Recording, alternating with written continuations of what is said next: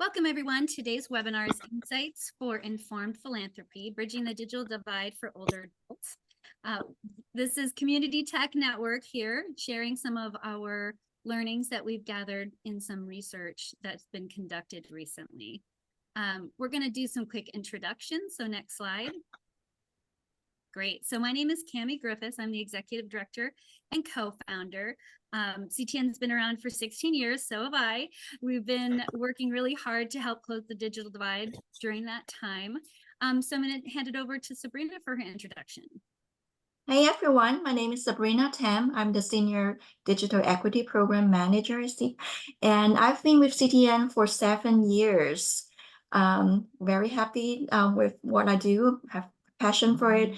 Currently, I mainly manage programs in the San Francisco Bay Area, in-person classes mostly, but I was part of the team that created our virtual program. So that's one reason why I'm here. I'll pass it next to Haywon Park. Hi, my name is Haywon Park, and I am a researcher and digital literacy instructor at CTN. I joined the CTN maybe last year, but I really enjoy working with our passionate people. So yes, I'm so happy to be here. And we're so lucky to have such a great team. We're now around 22 full-time staff, and folks are located all around the country, and we have about 30 contract trainers. So we've really grown because it's clear that the need is out there. So let's go to the next slide. Great. So for today's agenda, I'm going to talk a little bit about Community Tech Network. We're going to share a couple of our learner stories, and then we're going to jump right into sharing information from these research projects that Haywon led. And then we'll talk a little bit about the projects that are happening in the future. And then we're going to save some time for Q&A, and then have a call to action and to see what you can do to help make a difference in your community. Next slide. So our mission is to transform lives through digital equity, and we envision a world where individuals are empowered to use technology to thrive in connected and flourishing communities. So if you think about the digital divide, it's been around since the internet, since computers became part of our lives, and how it was impacted by the COVID-19 pandemic. That we consider the digital divide, the gap between those who have access to the internet and those who don't. And because of COVID making everyone stay at home and not being able to access information publicly, they were really impacted because many of them didn't have access at home. They didn't have the skills or the financial ability to purchase the devices and the internet that they needed. That was already present before the pandemic, and it became worse because of the pandemic. And in some ways, it was a good thing because it highlighted, we've been working on the digital divide for 16 years. Much of that time, people were like, what's the big deal? They can just go to the library. But, we felt passionate that folks should have access at home. Whenever they needed to get online, they would be able to do that from the safety of their own home. So because of the pandemic, it really spotlighted this issue. And then we know that there's been more funding made available to solve this problem. So, so just a little bit of a grounding on the digital divide and the pandemic. Next slide. Great, Sabrina. Okay, so before the pandemic, CTN provided in-person drop-in tech assistance in San Francisco for the residents. Many of them are older adults. So we provide this drop-in tech assistance at different computer labs throughout the city. The program is funded by San Francisco Department of Disability and Aging Services, or the DAS for short. When all the labs were shut down in March 2020, big thanks to the DAS, they quickly allowed CTN to pivot the in-person program to a 100% virtual program that we called Home Connect. Home Connect provides personalized one-on-one virtual digital learning lessons to our older adults who were in need of a device, who need internet access and training. And since April 2020, close to 1,000 older adults who live in San Francisco have participated in this digital equity program. Along with each device, we send to them a comprehensive training booklet with lots of step-by-step instructions and screenshots. For those who did not have existing Wi-Fi at home, we provided them a loaner hotspot, but more importantly, we assisted them to apply for low-cost internet. The training materials are in 8 different languages, and the training are provided in the learners' languages. After successfully finishing the 5 hours of initial training, if desired, the learners will be paired with a digital coach. They are volunteers, and they work with the learners for further one-on-one training for up to 12 weeks. Then the learners have the opportunity to engage in regularly held virtual Q&A sections for continuous learning and support. And as of today, we're still hosting these Q&A sections for our learners.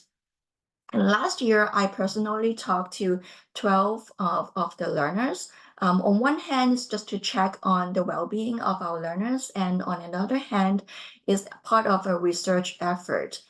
We try to get a better understanding on how our learners have been using the devices we gave them, what challenges that they face after 1 or 2 years since they received our training. And so I have 2 learner stories that I would like to share with you. One learner, when I talked to her, she told me that she lived in a senior housing with her 82 years old husband. They don't have a TV, and the tablets has helped her survive the lockdown days during the pandemic. It allows them to stay connected with the outside world, keeping up to date with news. Then besides watching shows or reading news in their languages, they also watch a lot of how-to videos on YouTube. For example, how to cook yummy food with less sugar and fat, like more healthy food for them. How to ease her back pains with some simple stretches that she can do at home. How to take better care of her husband who has memory issues, etc. She compares the internet to an encyclopedia because she can learn a lot of different things on the internet. She's taking very good care of her tablets because she cannot imagine living without it now. So it's a big impact on her life and her husband's life. Another learner story that I would like to share with you is this 70 years old female. She's a single mom who raised 2 daughters, but they don't live close to her anymore.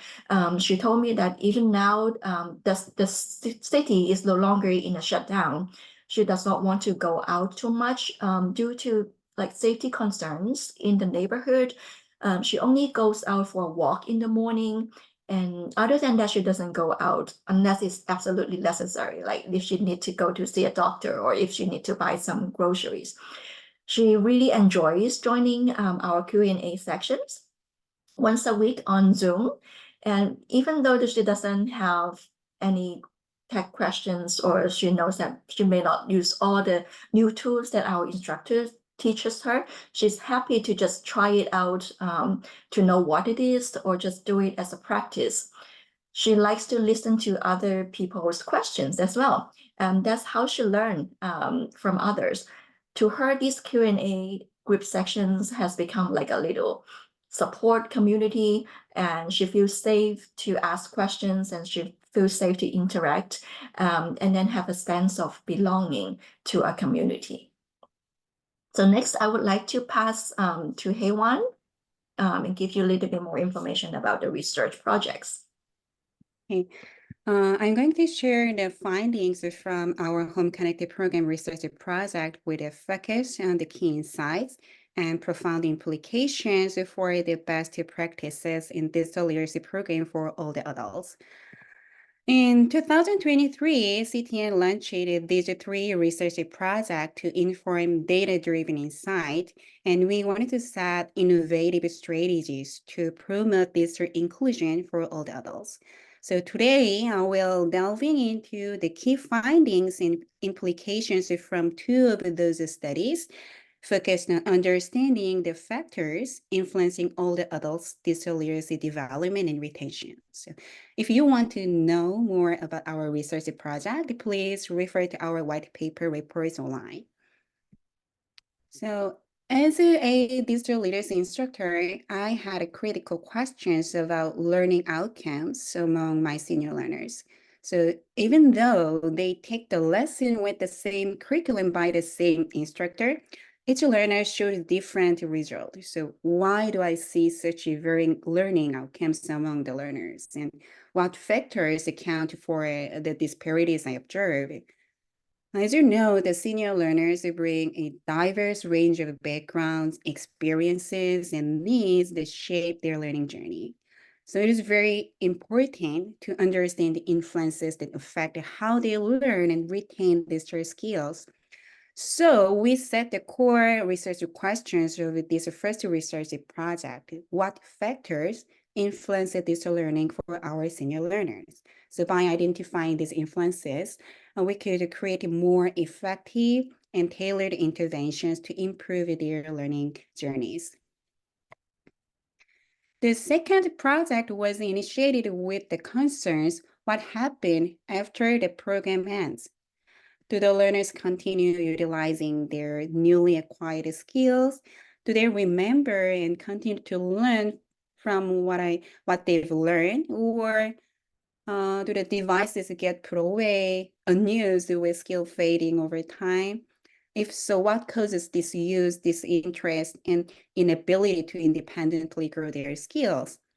It was critical to uncover the specific personal, technical, and environmental factors impacting on sustained district engagement for them. So we delved into a deeper understandings of these barriers in order to develop effective support systems and empower our learners as their lifelong learning.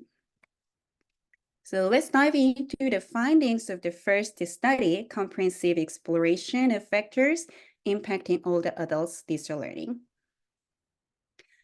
To comprehensively examine the factors influencing older adults' digital learning, we created a model by integrating various factors possibly impacting older adults' digital learning. As you see, we included personal attributes, positional factors, physical resources, and social culture aspects in this model. So today I will delve into several significant factors identified from our analysis, and they provide insights for planning effective digital literacy programs. So if you want to know more about details about all the factors, please refer to our white paper. So for this research, we utilized a mixed method design combining quantitative surveys and qualitative interviews. On the survey front, we collected data across 3 stages: a pre-training, an immediate post-training, and then a follow-up survey around 6 months after completion of our program. So this approach allowed us to track our learners' skill development and retention over time. So in total, we collected 274 senior learner cases across the 3 survey stages.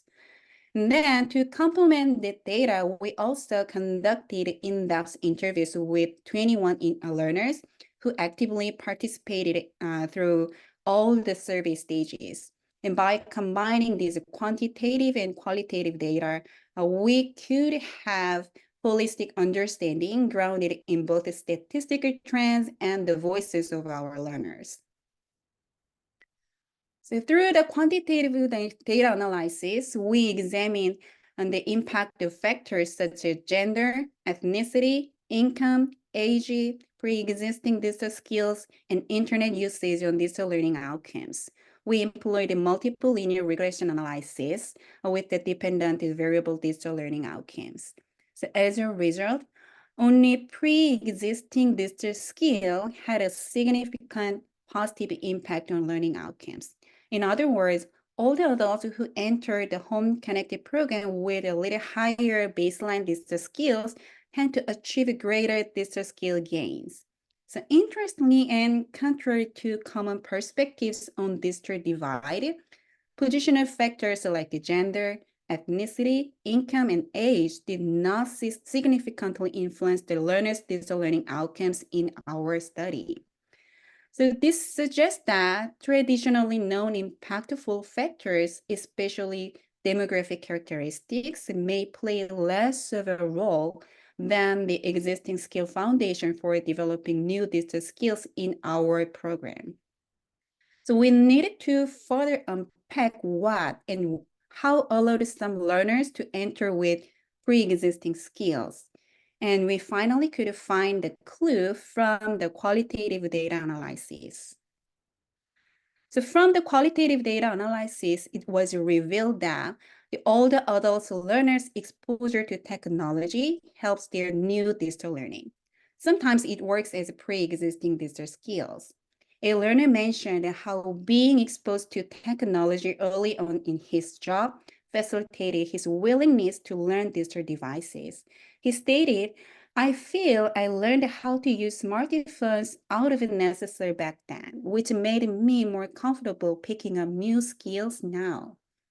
So his statement is evident that previous technology exposure played a critical role in allowing some learners to enter with stronger pre-existing digital skills. So while the digital divide often focuses on demographic gaps, we may be overlooking just how impactful those early initial opportunities for using technology can be. So regardless of current age, income, or background, prior hands-on experiences with technology establish the foundational interest, skills, and learning willingness, and they positively impact on digital learning outcomes. So one of the key insights from this finding is that digital skill development for older adults requires a consistent, ongoing learning approach, not just the participation in single one-time training program. The lasting digital literacy skills can be developed over time through sustained engagement and practice opportunities. It provides important implications for best practices in our senior learners' effective digital learning. So we need to serve our learners across digital literacy programs over time. So each newly engaged program they go through builds directly on the skills and know-how they developed from the previous one they completed. So it's like laying one foundation and then putting another right on top of it. So serving same learners repeatedly shouldn't be viewed as redundant. It's actually the key for skill growth through gradual accumulation process. Another notable insight is that even for older adult learners who drop out of a digital literacy program before completion or fail to meet all the benchmark skills, the mere exposure to digital devices and curriculum creates a basic foundational knowledge they can build up later. A key best practice is to recognize that for these participants who enroll, attend sessions briefly, but ultimately drop out for whatever reasons, they have still gained valuable prior exposure. So we should view them as learners who now possess the fundamentals that can lead to greater success if they make another attempt. So that very first exposure, even if it was just a brief program, plants some seeds of knowledge in their minds, such as how to navigate devices, getting familiar with technical terms, and understanding basic concepts. So these foundational knowledge will facilitate quicker ramp up when returning to another try later. Another factor influencing digital learning for older adults was psychological aspect. Many previous studies emphasize interest and motivation as critical psychological factors in learning outcomes. However, for senior learners, it was different. Our research revealed a fascinating insight for older adults learners. For the senior learners, concerns and worries about their own abilities to learn new digital skills are more impactful factor than their learning interest or motivation. So when we interviewed our learners, 18 out of the 21 interviews expressed a strong willingness to learn something new. A high degree of learning motivation was certainly present. However, despite of this high motivation, They also mentioned concerns about whether they could successfully learn new technology. They were worried about making mistakes when learning new technology due to their limited current digital knowledge and skills. In actual, I met some seniors who refused to take lessons saying, I'm too old to learn technology and I cannot learn. So psychological factors like self-efficacy, confidence in their abilities, and anxiety about making mistakes appear to loom larger than any lack of interest of general learning motivation. So then, how can we help all the adults overcome their psychological difficulties to learn technology? To reduce their psychological difficulties like a fear of mistakes or perceived limitations, we should provide a supportive, positive learning environment at first. This type of encouraging environment can help ease psychological difficulties they face. So one powerful approach we can apply to is CTN's Q&A sessions. So our learners can take regular Q&A sessions after completing the program. So these ongoing regular Q&A sessions work not only as a practical technical problem-solving tools, but also as a safe space for a collaborative learning community.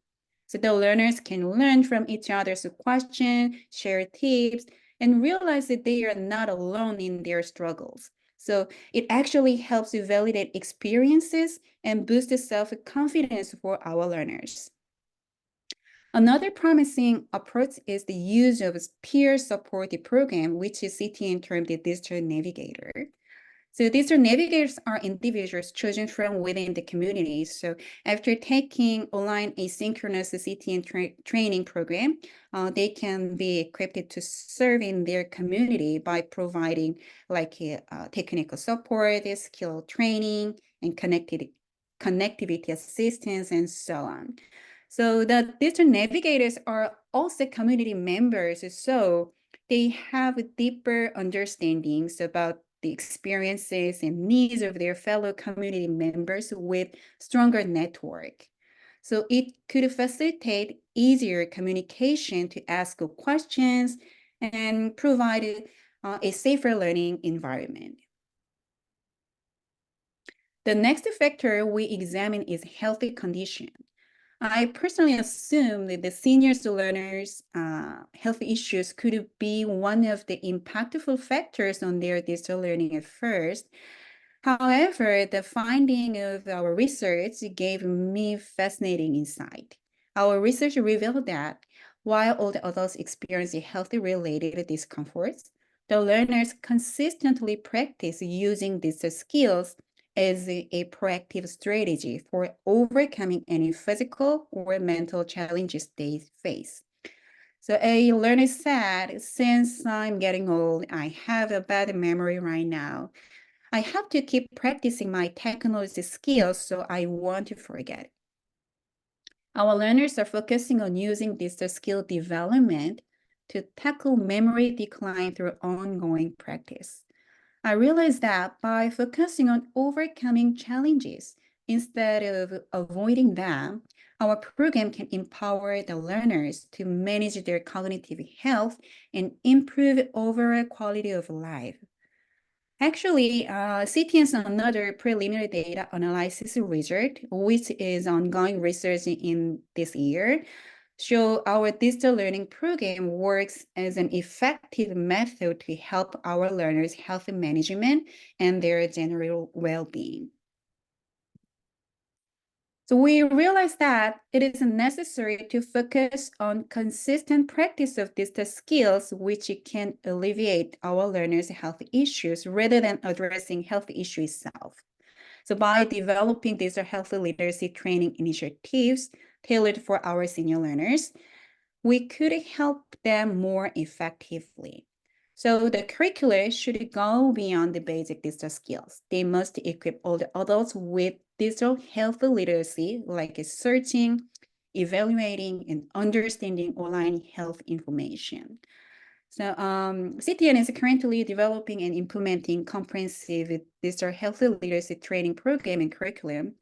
including digitally communicating with healthcare providers through patient portals and managing personal electronic health record and utilizing health apps and how to use wearable devices and so on. The last factor we examined was social resources and support. So one takeaway from this research is how crucial external supports are for all the adults digital learning. So our data showed that those learners who reported having someone to assist them when facing difficulties with digital devices demonstrated much more consistent skill growth. It highlights the importance of strong support system around them to enable ongoing development of digital literacy skill over the long term. So a learner who stated not receiving anyone's help in using her digital devices actively participates in CTN's Q&A sessions on a regular basis. So she shared the critical role of CTN's online Q&A session as her social support in digital learning. So she said, I attend CTN Q&A sessions on Zoom, and I enjoy the Q&As because I can listen to other people's questions and get the answers. I still learn a lot that way. So the learner's perspective highlights how group Q&A sessions create value by letting learners obtain insights from listening to the questions and advice provided to others. So having a strong social support to consistently seek guidance, ask questions, and troubleshoot issues is critical for all the adults in digital learning. So also, accessing to continuous learning community play in ensuring senior learners' successful digital skill development. So the learners who participate in our Q&A sessions demonstrated more ability to retain and expand their skills over time. So these things suggest the two key best practice implications. First, we should facilitate continuous engagement by offering various program pathways, such as webinars and Q&A sessions. And additionally, we need strong support systems providing a wide range of resources beyond occasional training sessions.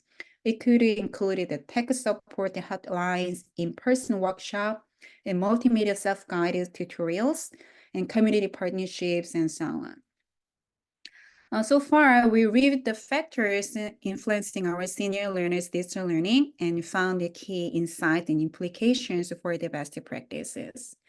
So from now on, we'll see the next research project, which examines the barriers of sustaining older adults' digital learning.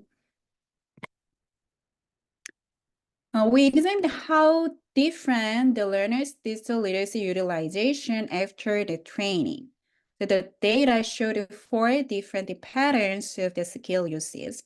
The first pattern is a growing pattern. So this pattern consists of the learners who showed consistent improvement in their digital literacy skill throughout the training program. The second pattern is initially growing pattern. So this pattern includes the learners who initially demonstrated improvement in their digital literacy skills, but failed to enhance their skills over time.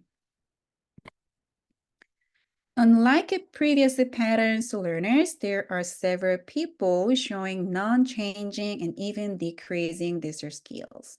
The non-changing pattern has learners whose digital literacy skills did not significantly improve during the training program.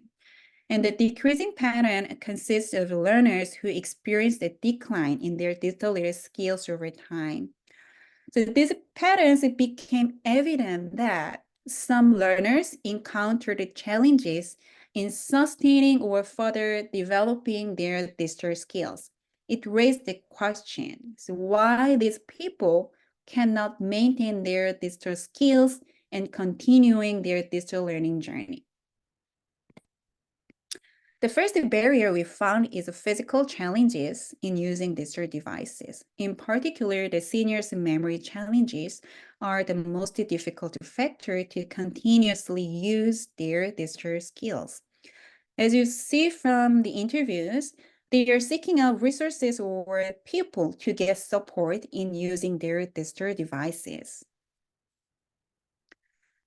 We realize that many of the learners are actively seeking out resources and practical strategies to support their continued use of digital literacy skills by themselves. So as we know, age-related physical challenges can make it harder to stay engaged with technology without the accommodations and opportunities to reinforce their skills. So to alleviate these physical barriers, we suggest two best practices approaches. First, it is necessary to provide hands-on practical trainings. To bring an example, the app usage activities can be the example, such as learning how to use the Amazon app, online banking, or other daily task apps. This literacy skill is not always about intellectual comprehension. Rather, it is about developing intuitive skills and techniques through repetitive usage over time. It's like when we learn about how to drive a car. So consistent practical training can help our senior learners to continuously use technologies within their daily lives. And secondly, CTNs have emphasized consistent participation in our online Q&A sessions.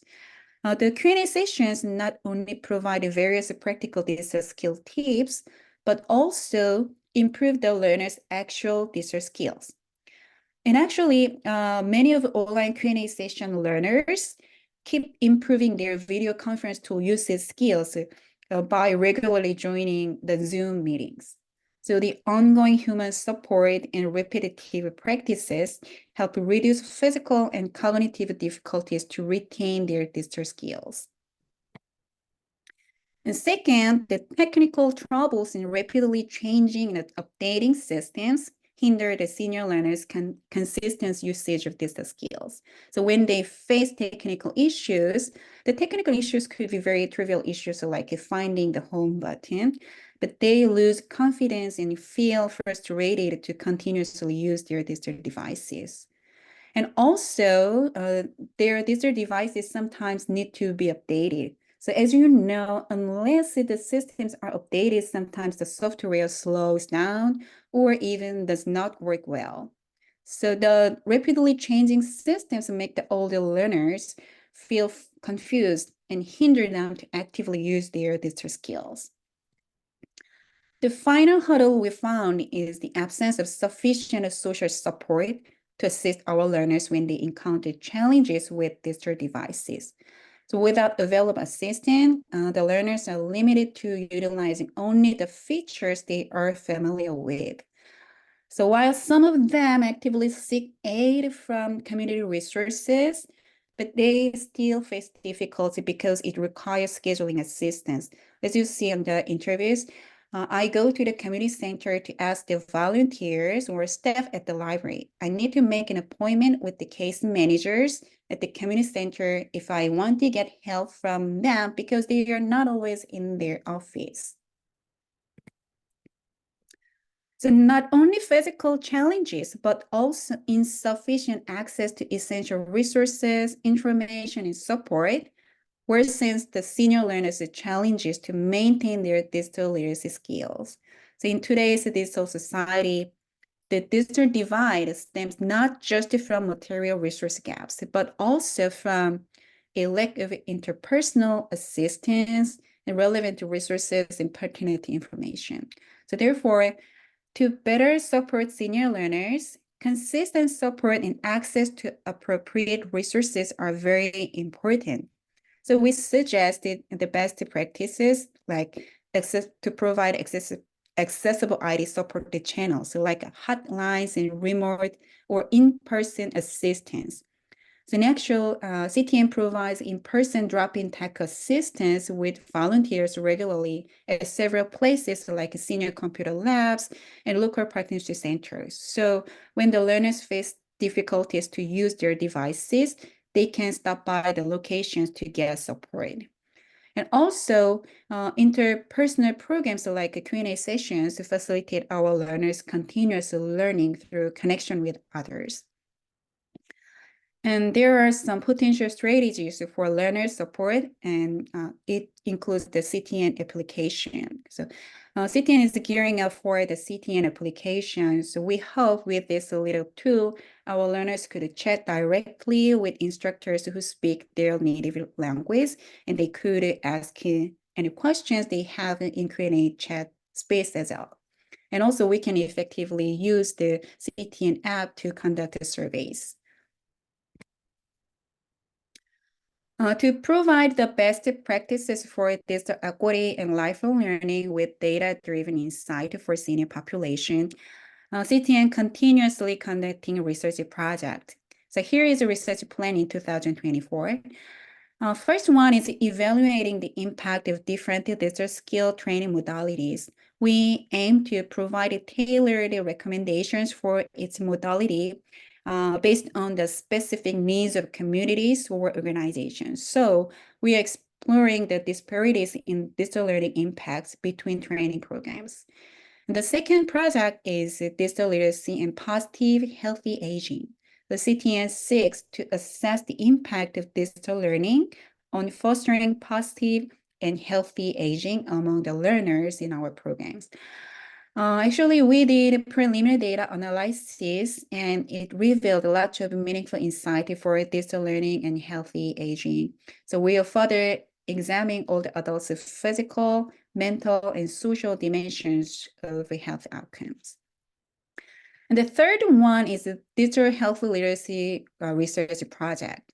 So we aim to examine the changes in digital health literacy and digital health utilization following our training programs. So in the long term, we can broaden the scope to analyze the impacts on health outcomes and enhancement after our digital health literacy trainings. And the last research project we are planning in this year is to explore a pathway for sustaining digital literacy. So from the previous studies, we recognize the necessity of a consistent support and social interactions for senior digital learning. So we'll explore methods to reinforce the ongoing digital learning by addressing effectiveness of CTN social support strategies. So for the research project, we added a new survey question in 2024, such as telehealth skill, AI-related questions, and cognitive, emotional, physical health impact question. So we are looking forward to leveraging our data set to develop more evidence-based and effective programs for seniors. I will pass over to Cami for the Q&A sessions. Great. Well, thank you so much, Haywan, for that information. It's a lot to digest, and I appreciate walking us through it, especially the things that contradicted what we already thought would make a difference in whether or not people learned like their income level or education. It's in fact them using the internet before, using technology before. That was an interesting insight. So if anyone has questions, now is the time to put those in the chat or raise your hand, unmute yourself and ask the question.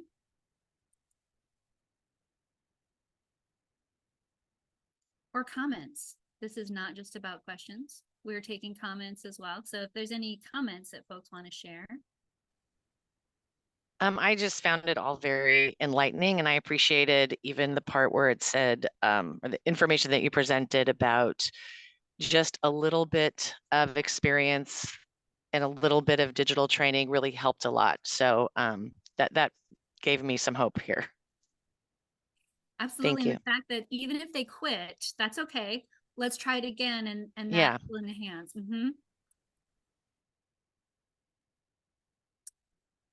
Any other insights folks want to highlight? Aha moments?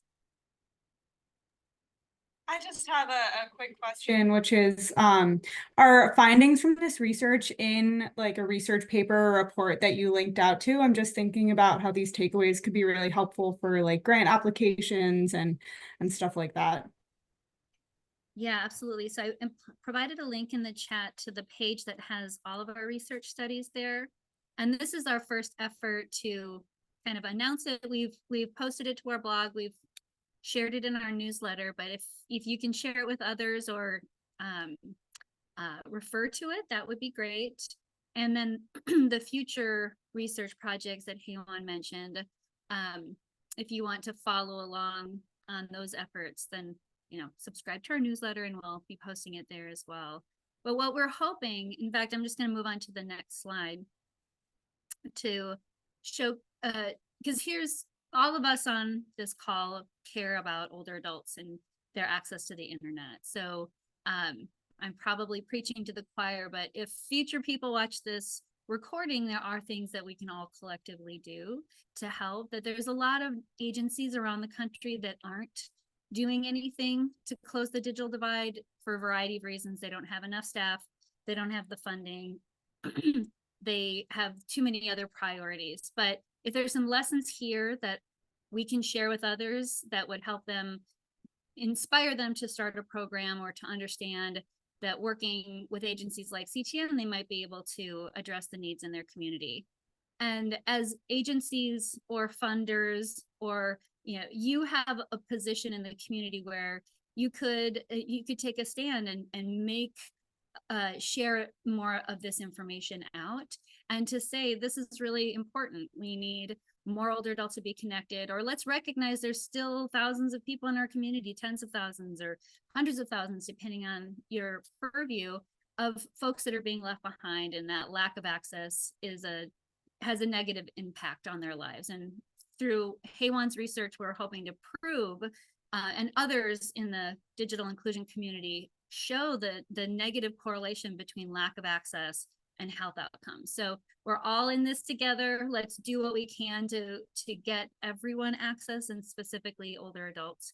And then lastly is, let's start talking more about this with our funders, with our partners, and making this act of delivering digital inclusion services just part of the conversation that we're having. Like, fast forward 5 years from now, all social service agencies have some kind of digital component, and that it's just normal. like right now, a lot of older like senior centers, they're providing food programs. It's just normal to offer lunch. It's normal to offer a health program. Well, let's make this normal as well. So anything you can do to share this work with others, encourage social service agencies to think about prioritizing digital equity, that will help make a big difference. Any other comments or questions or anything else before we wrap it up? Great, last slide. We want to thank you again for spending your lunch hour or whatever time of day it is with us and learning about this really important research that Heiwan has done, and hearing from Sabrina on her work that she's done working with the older adults in our community. So if you have any questions about CTN and our services, you can message me, Cami, at Community Tech Network. And then Heiwan is leading our research effort. So if you have questions for her email is there as well. And yes, thanks again for everyone for attending. And we'll be following up with the link to the recording and other links that were shared. So have a great day.